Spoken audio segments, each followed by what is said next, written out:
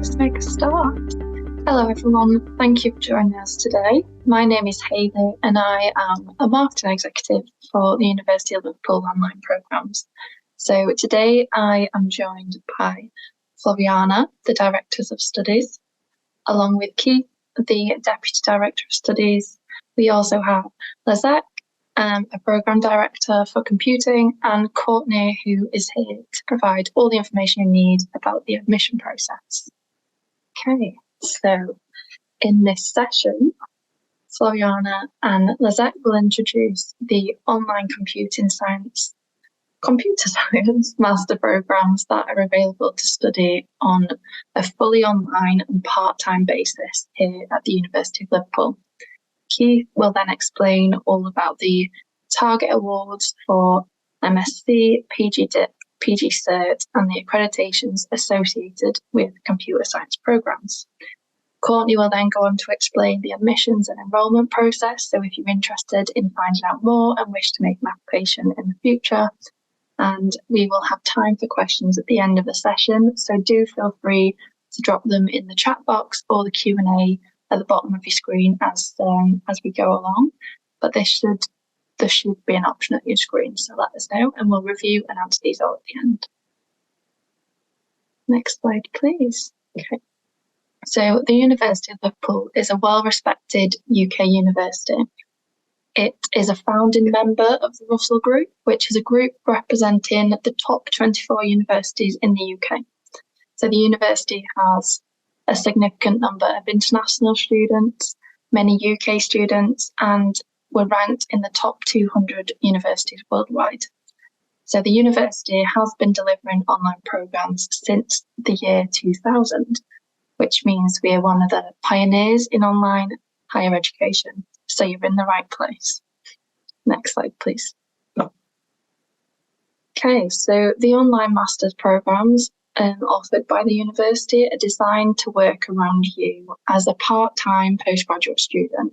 So you will have the opportunity to engage with materials in your own time through what we call our virtual learning environment, or otherwise known as BLE. So the course materials are developed by staff and designed for the online environment. And there's also a gold-rated level of support from academics and our student support team to ensure the students are successful in their studies. Students who successfully complete the studies graduate from the University of Liverpool and are awarded a Liverpool postgraduate degree certificate, just the same as students who take similar on-campus programmes. And I believe I may be passing on to Floriana. Thank you. Yeah, sure. Welcome everyone to the webinar. So Floriana Grasso, as I was saying, I'm the Director of Studies for the University for the Computer Science programs. I just wanted to introduce a little bit the department, which actually you can see behind my back. This is the building, the Computer Science building. So if you ever come to Liverpool and knock on my door, the building is there. So the department was established 40 years ago, so we celebrate 40 years this time, and we are around 60 faculty members at the various different levels, of course. We've been receiving many accolades for teaching. I mean, the university as a whole, as Haley was mentioning before, recently was awarded the gold badge in the National Teaching Evaluation Framework exercise, and we as a department, of course, contribute to that excellence, as well as having our own kind of little pot of awards for teaching computer science. Also, we are a research-oriented institution and research-oriented department. So our research has been at the very most recent research framework exercise, excellence framework exercise, awarded excellent badge. So 90, which means 97% of our research is rated as either world-leading or internationally excellent. In terms of research expertise, so we have a very big algorithms and theoretical computer science group, which is one of the biggest in the nation, in fact. And but also, of course, the group in artificial intelligence with special expertise in natural language processing, in robotics, in machine learning. And we have an interesting, very kind of, active and vibrant group on economics and computation, so all the fintech related topics.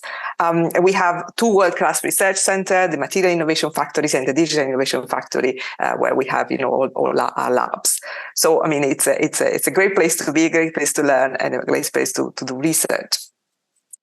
So going to the online degrees, so we offer for the online programs a number of degrees, a number of master programs, postgraduate programs in various subdisciplines, and you can see them on the slide now. So we have 2, as we say, conversion programs. So these are programs that are targeted to applicants who have no prior degree in computer science, and this is the general computer science degree and the data science and AI. And then we have 4 specialist programs which are then targeted to people who have a background in computer science already, either via their degree or via their vast experience. And so we have an artificial intelligence program, an advanced AI, a cybersecurity program, a big data analytics program, and the information system management program. So computer science. So computer science is, as we mentioned, a generalist degree. So targeted to people with no prior experience or prior degree in computer science. The purpose of this program is, again, to introduce you to the very many aspects of computer science.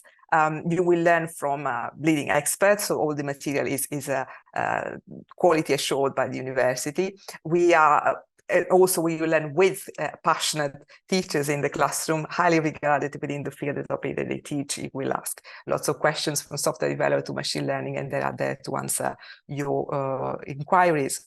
The research-led, I mentioned that we are a research-led department, so the research-led transfers onto our teaching, and the way we teach in that we always encourage our students to participate actively to the discussion, for instance, in the classroom, so to make the learning experience a research-oriented learning experience, a place where everybody can be stimulated and come up with their own idea, and this idea will be confronted with their peers.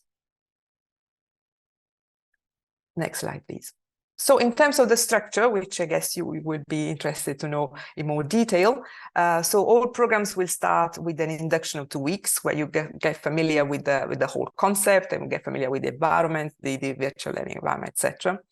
And then they all start with the same module, which is the Global Training Computer Science module. So all modules are 8 weeks long, and there will be tasks and things to do during these 8 weeks.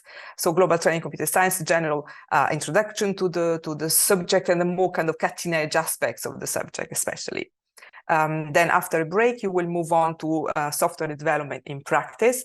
So this is a module where you will explore a little bit more about software development and with some programming languages as well. Then there is another break, and then we move on to database and information systems. So again, another kind of a fundamental pillar of computer science, how to organize data, how to organize information systems, what are the best practices in there. Another break, and then another 8-week module, so they're all back-to-back on networks and web technology. So you will have seen that in the first 4 modules, we basically will have a grounded kind of knowledge of all the basic issues around computer science, so networks, web technology, etc. We have another break, and then we move on to the second phase, if you want, the second part of the program, with more specialistic modules. So the first one, it is compulsory for people in the computer science program, students in the computer science program, is multi-agent systems, which is a very cutting edge topic. And I mean, if you have had any insight on the new generative AI techniques and methodologies, you will have understood that this is maybe where the paradigm is going. So having the computers acting as a series of independent and autonomous agents that we can work with to receive the output that we want. So multi-agent systems. And in fact, multi-agent system in the book we have chosen for you for studying was introduced by the pioneer researcher Michael Wooldridge, who used to be a head of department in computer science. And so we kind of, follow in his footsteps, and we proposed this module as well. Then we have two modules that you can choose among a variety of electives that we propose to all our students. So you can either specialize into more AI oriented, if you like to do so, modules, or other for cybersecurity, etc. So by that time, will have a good opportunity to choose which pathway you want to go for. And then all students converge into the final taught modules, which is a research methods in computer science. And this is in preparation for the capstone, which comes later, and it will give you a very solid ground on what does it mean to do research in computer science, what are the issues that we want to tackle, and how to go about preparing a research proposal, for instance, then do research in the first place. And finally, we all end up with the capstone, so a substantial piece of work, which is an individual work.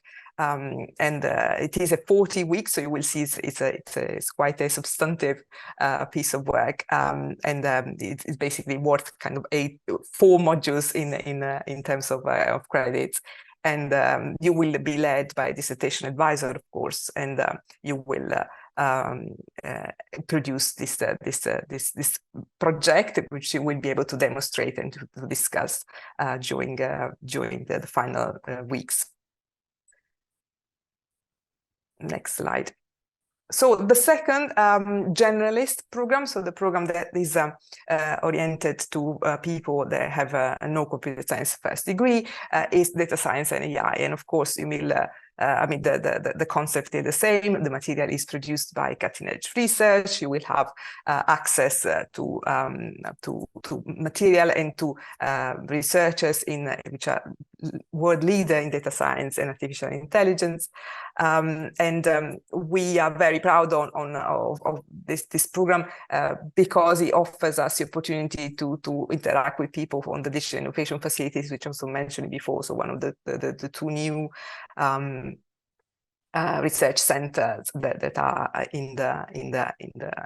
on campus, and to which the researchers in computer science can have access to. So we'll have cutting-edge research into various academic disciplines, of course, AI, robotics, data analytics, and this is all transferred in a way in this particular program. Next slide. So the structure is pretty much similar by now.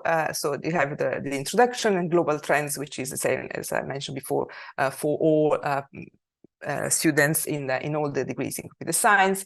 And then again, you will be introduced with databases and information systems and software development in practice. So again, the 2 kind of from a programmatic point of view, the 2 pillars for the computer science degree.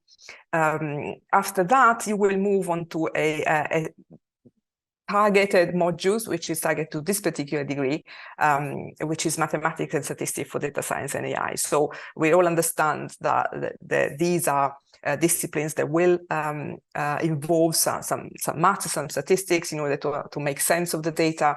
But there will be a dedicated module, so not a module for mathematics, let's say, a module that will explain in which way these the tool and technologies and the methodologies for mathematics and statistics can be applied to data science specifically. So it's very, very targeted to the objective of data science and AI.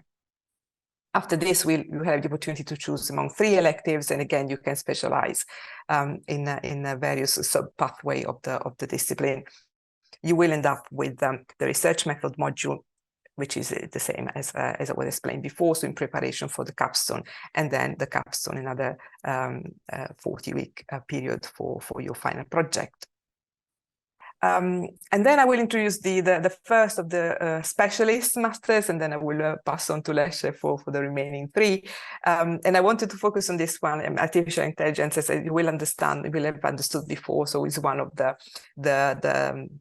topics in our research in computer science. We have many sub-labs and research labs that work around artificial intelligence. So in a way, and it is the buzzword of the moment. So it is kind of very much current and novel. There is, of course, artificial intelligence is a very, very big and vast discipline. We cannot cover it all, so we will cover subjects that we have most expertise in: machine learning, deep learning, natural language processing, as I was mentioning before, but at the same time, we look at various skills and methodologies that would apply to other subparts of this very complex field. So in terms of structure, you will start again after your induction with the global trend module. So this is the same, and it is a nice module because in a way, all students from all programs converge to this module. So it's a great opportunity to exchange ideas and to get to know people in possibly the other pathways. So after that, we will delve into specialistic modules directly. So there is the first one is machine learning in practice. So a very much practice-oriented hands-on method module on machine learning, where you will have the opportunity to kind of try out some of the techniques on machine learning. We will have the multi-agent system modules, as I was mentioning before, is very much in line with the current evolution of artificial intelligence, to think of the machine as a series of autonomous agents that can interact with each other. So we'll do that one. Robotics is another one, of course. I mean, one of the main, when you think of AI, maybe you think of robotics, you think of a robot. So we will explore what does it mean to create a robot, to program for a robot. Of course, we will not be able to do it physically because we are all working at a distance, but we will simulate what it means to produce a robot and what it means to understand what the robot will do. We will have then a module on reasoning and intelligence systems. So reasoning is, of course, what artificial intelligence is about. An intelligence system is a system that can reason. So we'll try and understand what are the various ways in which we can explore the reasoning, whether it is logical reasoning, where it is through machine learning, where it is through statistics, etc. So what does it mean in general to reason about something? Then we will have a natural language processing and understanding module. And again, it's very cutting edge, and part of our faculty in the natural language processing lab have contributed heavily to this particular one. So again, in both general techniques for natural language processing and understanding, but also very kind of current one. We will look at chatbots, we will look at different practical aspects of what does it mean to produce language and understand language from the point of view of a machine. Then you have the opportunity to choose one elective. And again, we have a plethora of those in various aspects, including you may want to explore other different disciplines in the computer science set of modules. You will continue with the research methods as in all other programs. And finally, you will be doing your capstone, so the 60 credit, 40-week final project. Thank you. I think, Leslie, you may want to pick up on the rest of it. Thank you, Floriana. So the next program is the cybersecurity program, and the cybersecurity program will help students understand the theoretical foundations of cybersecurity domain and the challenges in assessing and managing security risks within the modern workplace. It will also equip students with comprehensive understanding of the tools and techniques that may be deployed to prevent or limit cybercrime, and also the processes available to investigate suspected cyber attacks. This is a specialist program for students with background in computer science. Next slide, please. Thank you. So the MSc in cybersecurity program consists of 7 core modules and a final dissertation project. Each module lasts 8 weeks. After successfully completing the 8 taught modules, students move on to their final dissertation project, the capstone project, which they have 9 months to complete.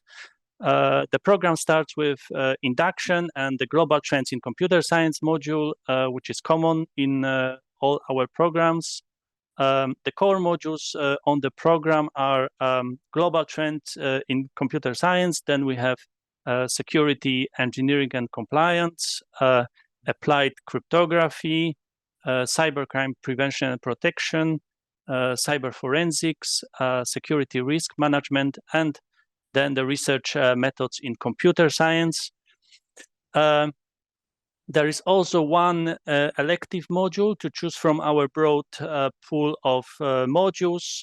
Students can, for example, choose one of the artificial intelligence modules, such as deep learning, machine learning, or natural language processing.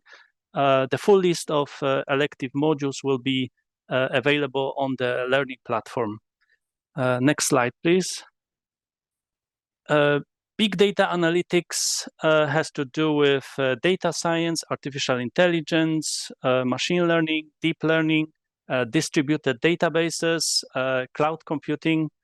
The big data analytics program enables students to build solid foundations of big data analytics and acquire an in-depth understanding of the technical and managerial challenges associated with storing, processing, visualization, and mining of large data collections. This is another specialist program for students with background in computer science. Next slide, please. Thank you. The MSc in Big Data Analytics program consists of 7 core modules and a final dissertation project. The core modules on this program are global trends in computer science. Again, then we have data visualization and warehousing module, machine learning in practice, cloud computing, security, engineering and compliance, deep learning, and research method in computer science. There is also one elective module, and the students can choose one of the cybersecurity modules, for example, or one of the artificial intelligence modules, or one of the management modules. Again, the full list will be available on the learning platform. Next slide, please. And finally, we have the information systems management program, which enables graduate IT professionals to enhance their management, innovation, and leadership skills and knowledge, to learn also about recent developments within the IT industry, and to evaluate critically how these developments can drive change and innovation in IT organizations. This is also a specialist program for students with background in computer science. Next slide, please. So the MSc in Information Systems Management program consists of 6 core modules and a final dissertation project. And the core modules on these programs are global trends in computer science. Then we have information technology leadership, strategic technology management, security risk management, technology innovation and change management, and finally research methods in computer science. And there are also 2 elective modules on this program, and a large pool of elective modules to choose from. In addition to acquiring management skills and knowledge, you can also get insights into artificial intelligence or cybersecurity fields if you wish to. Next slide, please. There is a broad range of learning materials to facilitate your learning process.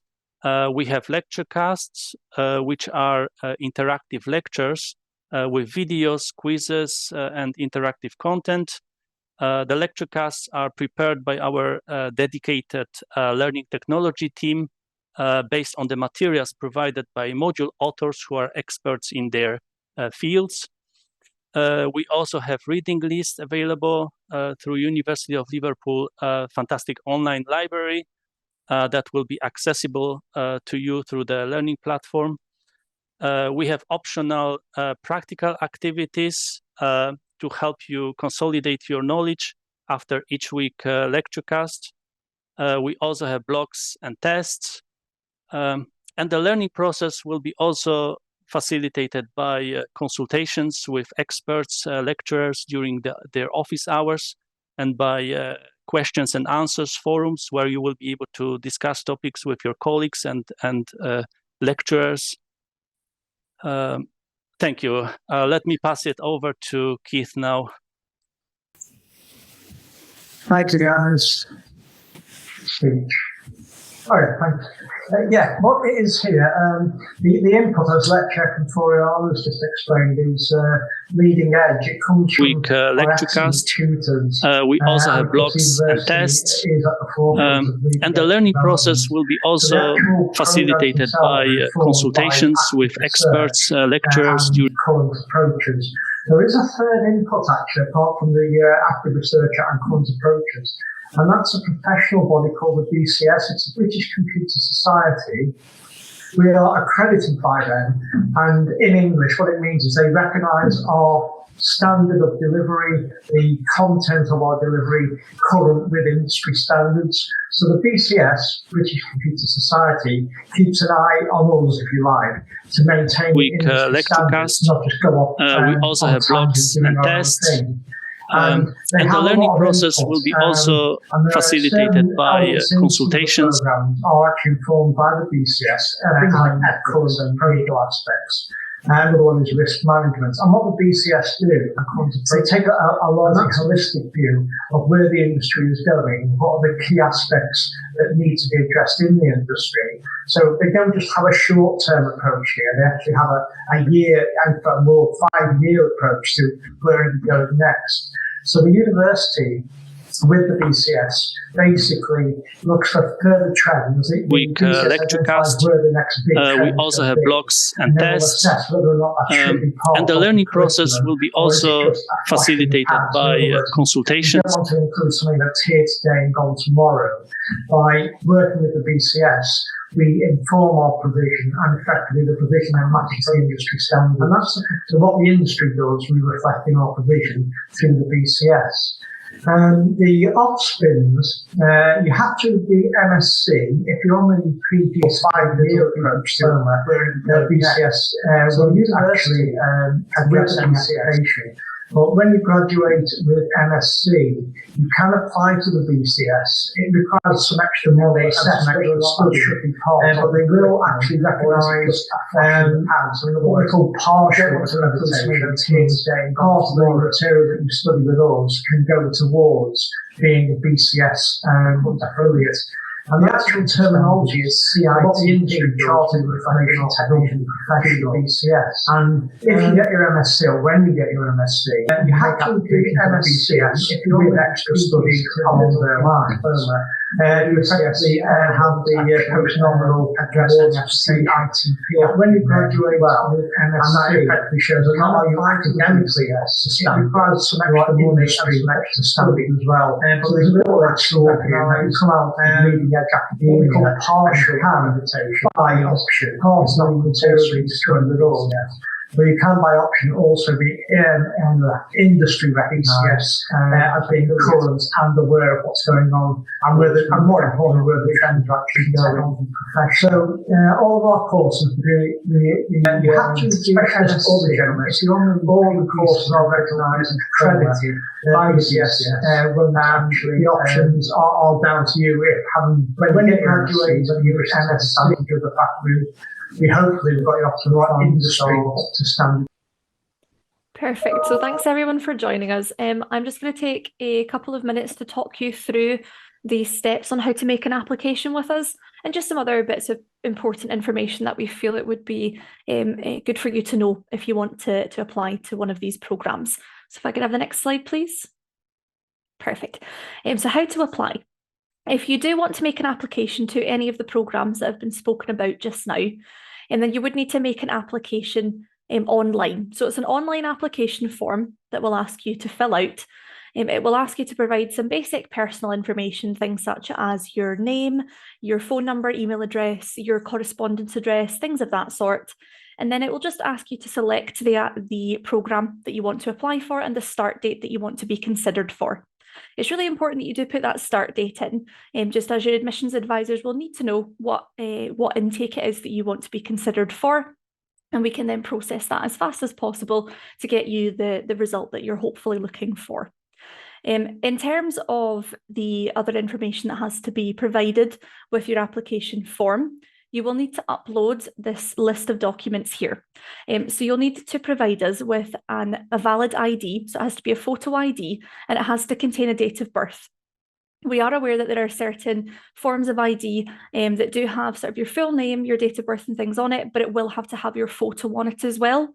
If you don't have something that's in date, then we would just request that you send over your birth certificate as well as the ID that you do currently have, okay? Then following that, we'll need you to provide an up-to-date CV that details each of the roles that you've held in the past, as well as your current roles, and a little bit about the responsibilities involved in that. Then we'll need your educational certificates, so all of them, whether that be professional certificates or that is educational certificates and transcripts as well. Anything that you feel would support your application, we do want you to upload. Anything that you feel that perhaps gives the director of study a little bit of more of an indication of what your sort of professional development's been like, just send over any certificates and upload them to the application form. We do also need you to fill out a personal statement. There are boxes on the application form that have sort of indications of what you should write about in that personal statement. But it basically just involves a little bit about your motivation for studying the programme, why it is that you want to study with the University of Liverpool, as well as a brief explanation about your previous experience and how that perhaps relates to the programme or how you feel it would lend you to the programme itself.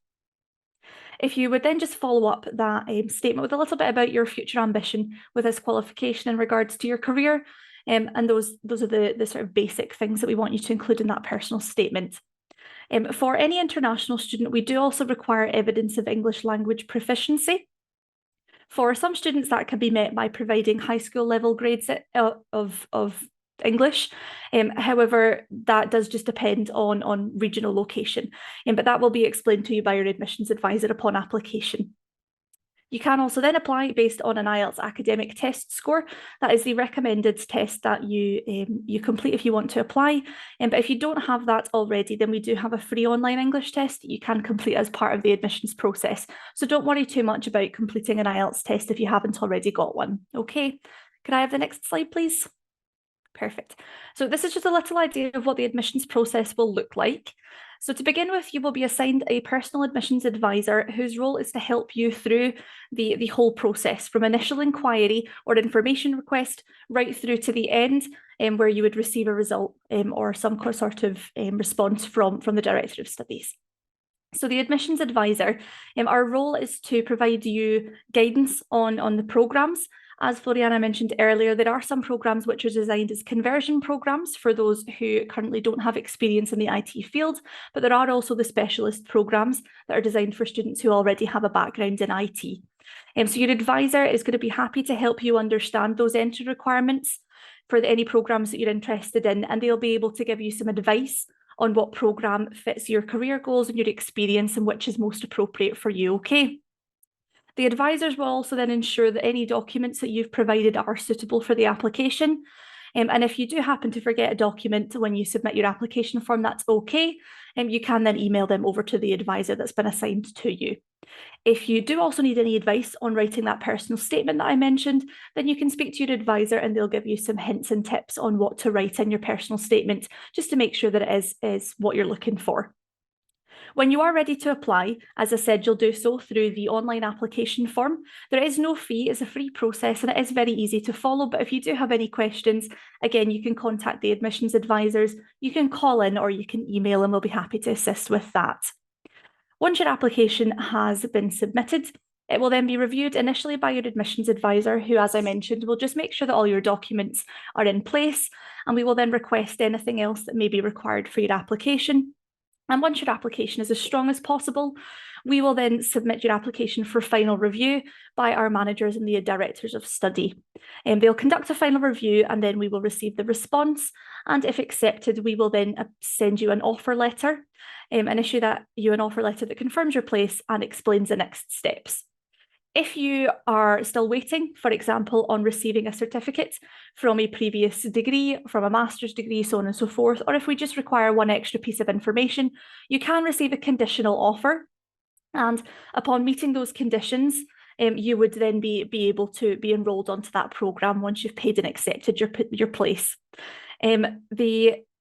Before you can be enrolled onto the programme, you will have to submit a deposit. So if you choose to pay in monthly instalments, you'll submit the first monthly instalment, or if you choose to pay the full fee up front, we'll have to receive the full payment before you can be enrolled onto the programme. Okay, but if you do have any questions about any of that process, your admissions advisor is there to help you with that. Can I have the next slide, please? Perfect. So our fees.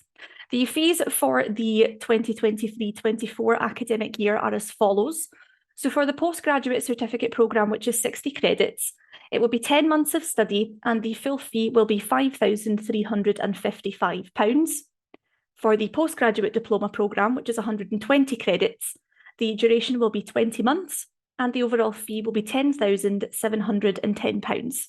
And then finally, for the Master of Science programme, it's 180 credits, it's 30 months in length, and the overall fee is £16,065. As I mentioned just a little bit ago, there are monthly payment plan options available for all of the programmes, and that would just be the total fee divided equally by the number of months of study. Those fees are set for 2023-24 for the academic year. However, we just want to make you aware that fees are subject to change, so the fees are reviewed annually.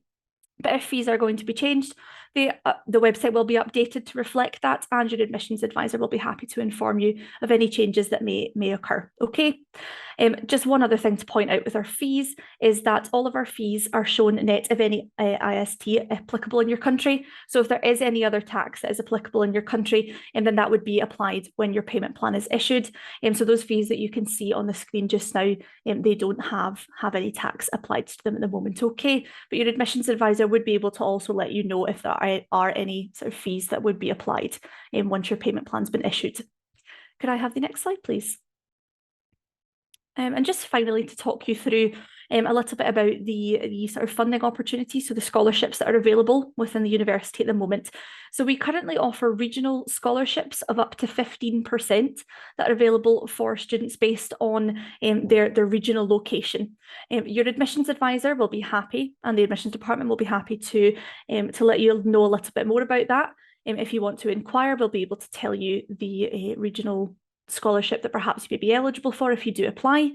So please do just get in touch with the admissions department if there is anything else you'd like to know about that. We also offer a 5% discount if you choose to pay the full fee up front before the programme start date. Often this is the preferred method for employers. So if you are employer funded and your employer is willing to fund your study, then it may be beneficial just to let them know that there is a 5% upfront discount if that is how they do wish to pay. We do also offer a 10% alumni discount for University of Liverpool graduates, but we just want to let you know that that discount is currently not able to be used in association with the regional scholarship. It can be combined with the upfront discount, but it can't be combined with the regional scholarship.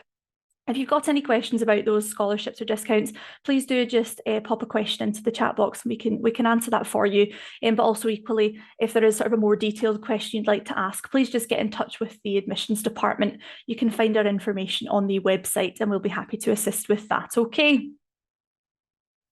I believe that is me. So I'll pass back to Hayley. Perfect. Thank you. So I hope this has given you all a great insight into the online courses here at University of Liverpool. For more information on the online computer science programs we offer, visit our website as seen on the slides below. If you click on all subjects and then computer science, it will show all 6 programs we offer. So we now will answer any questions from the Q&A box. So please do send in all your questions. We have a few that have already been sent in. So first one, when would the application deadline for the upcoming computer science program that starts on the 16th of January be? Yes, of course. So there is no specific application deadline.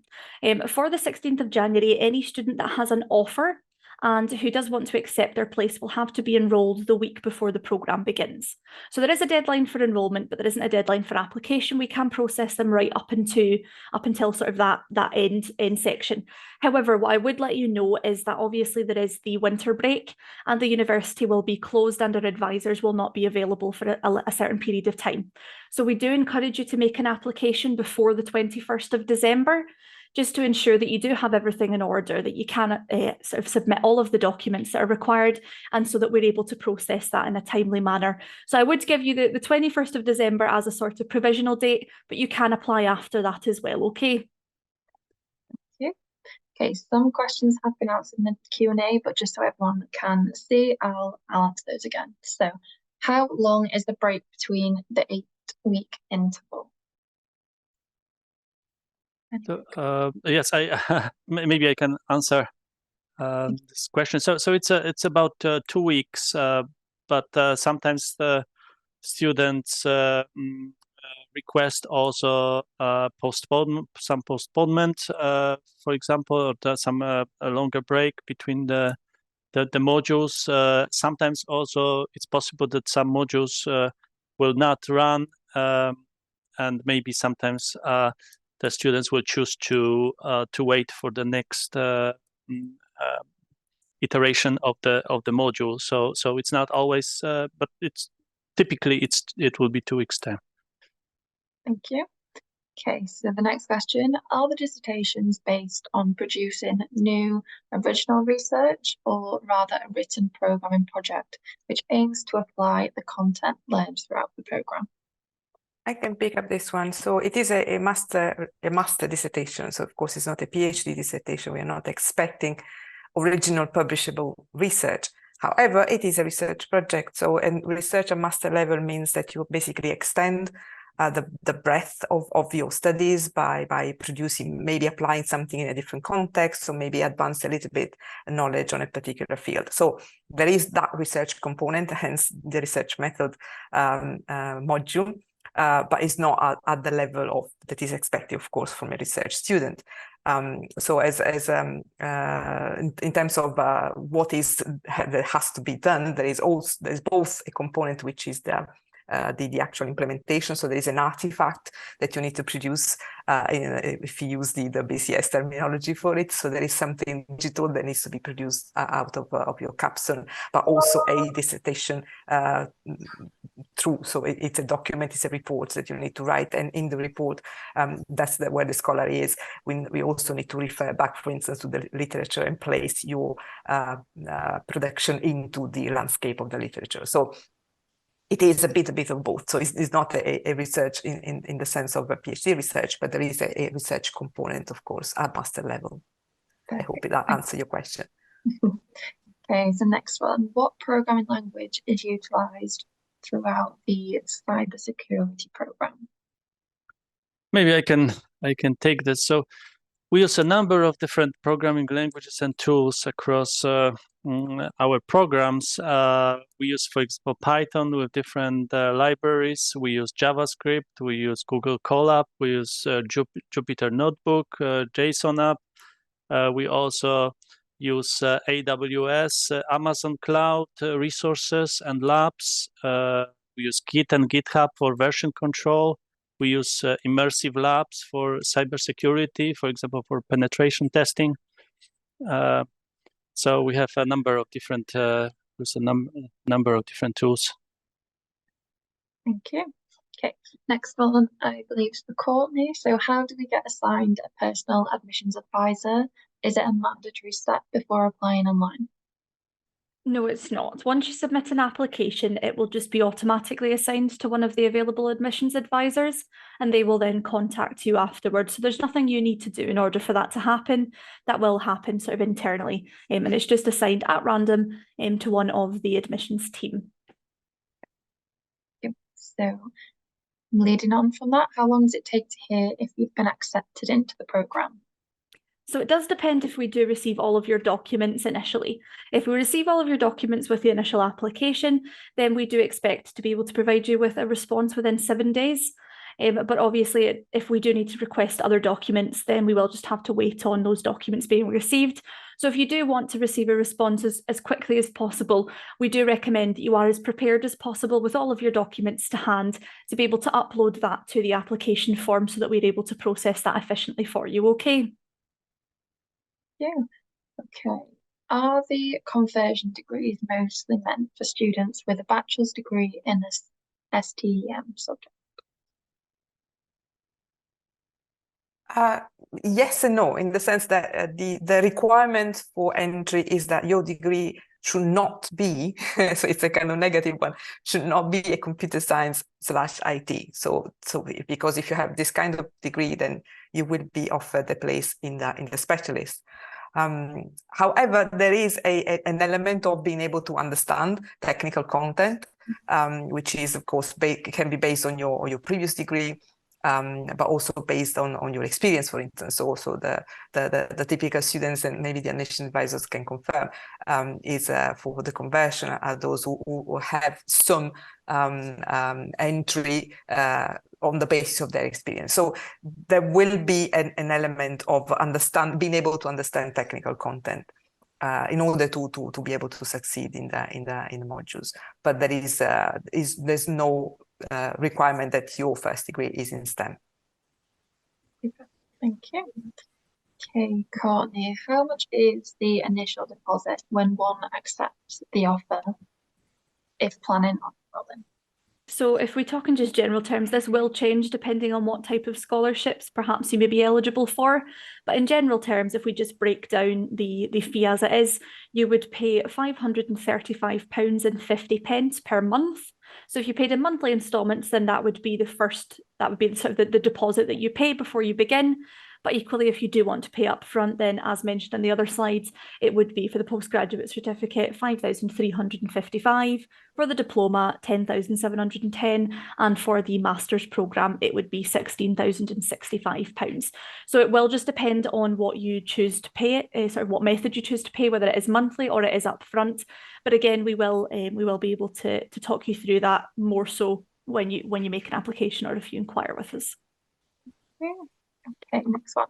So our curriculum in Uganda is in English. Do I still need to submit the IELTS certificate?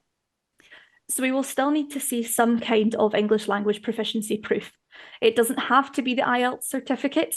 You could provide a UCE, so the Uganda Certificate of Education, so long as your English grade is a grade 6 or above for that qualification. But again, it will just depend on the sort of the application itself. So we'll need to just review all of your documents, see what's available, review your personal statement and everything all together. So the application is considered on a case-by-case basis. If it is requested by the director that they do require a little bit more information, then we will come back to you and we will request more information. So it's all on a case-by-case basis. We do appreciate that for a lot of students, their study previously will have been in English. And so you may be able to provide a letter that states that your bachelor's degree or any other degree, so a master's degree, was taught in English. And if you can send that over, then we'll be able to accept that as well. Thank you. Okay, so last one. How are the online courses assessed? There are a number of so every assessment is done by coursework, so there's no exam in the end.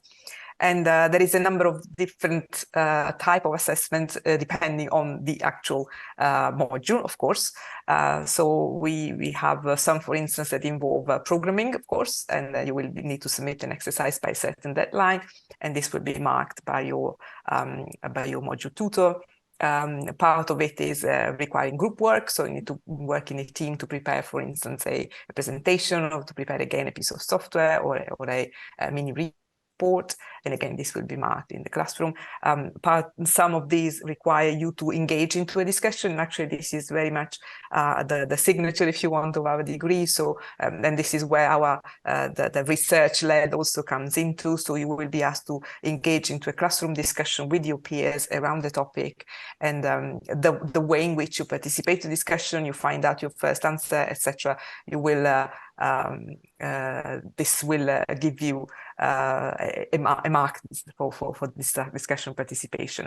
And of course, the dissertation as a capstone will have different points in which you will be assessed. So the submission of your proposal, ethical approval of your proposal, etc., etc. So it really depends on the type of modules. But what we do not have is the classic kind of online exam. So this is not our style. Thank you. Okay, so we have another question. With my undergraduate degree in software engineering, do I qualify for a master's in data science? With that degree, probably not. So I will, because you have a software engineer, but again, as Corey was saying before, it is a very much case-by-case basis. But on the face of it, then our admission advisor will probably encourage you to apply for the big data analytics, which is basically the data science for the specialist, if you want. So you will be able to do the modules in the data science, as well as machine learning and AI on the big data analytics program or the artificial intelligence program. So they will probably direct you on the face of it towards one of the two specialist programs. Thank you. One more. So are courses pre-recorded or real time? So pick this one again. Okay, so it's the pedagogy of it is asynchronous learning. So there is a number of activities that you can do on the platform. There will be video for you to watch, material for you to read, formative assignments for you to take, and this is all asynchronous, so you can watch them and digest the material in your own time. The discussion component of the modules is again something that is asynchronous. You don't have to be there face to face, so you will reply to the question, etc. There are a number of opportunities to participate into a seminar, so a live discussion. These by choice are not compulsory, because of course time zones can be very diverse, and we don't want you to feel that you have to wake up at 3 in the morning just to participate to this one. So there are a number of opportunities of this sort, but there's no compulsory face-to-face live components that you have to do. Thank you. Okay, I think this may be our last question. So, hi, I'm from Ghana. How do I pay for my tuition fees? So all of the tuition fees that come from students are paid through an online payment platform called Flywire. Now, Flywire is a great platform that allows you to select the country that you're paying from, and then the amount that has been requested from you in pounds, so in the currency that we use here. It will then allow you to convert the currency that you use into pounds, and it will show you the sort of the conversion rate that's offered at the time. You can pay via bank transfer through Flywire, or you can pay just credit debit card, so just an automatic payment. If you pay by bank transfer, it'll ask you to go onto your or to go into your bank, depending on what you use, whether you use online banking or if you go into one of the branches, to go into the bank and to provide certain information so that you're able to make that payment, and it'll give you a specific code to enter in order for you to make that payment, so that we know that it's coming from you. All your information will be filled in on Flywire, so on the website itself, and then you will have to just make the payment. It can take sort of 2 to 3 working days for bank transfers to come through to us on our end and to be guaranteed, but your admissions advisor will be looking out for that. We look out for payments coming through every day, so we'll be able to make sure that comes through. But if you could just send us an email when you make payment, then we'll be able to check for that as well. Okay, it is a fairly simple process, so it's not something that should be too complicated. And there is a very good Flywire live chat box where you can chat with Flywire workers who are able to assist you in any inquiry you may have. If there's some sort of obstacle that you come across, they are very good at helping you overcome that quickly. So we would encourage you to make use of that as well. Perfect, thank you. Okay. Thank you to all our speakers, and thank you to everyone for joining. I believe that concludes our session today. So have a great day, everybody. Thank you for joining. Thank you. Bye.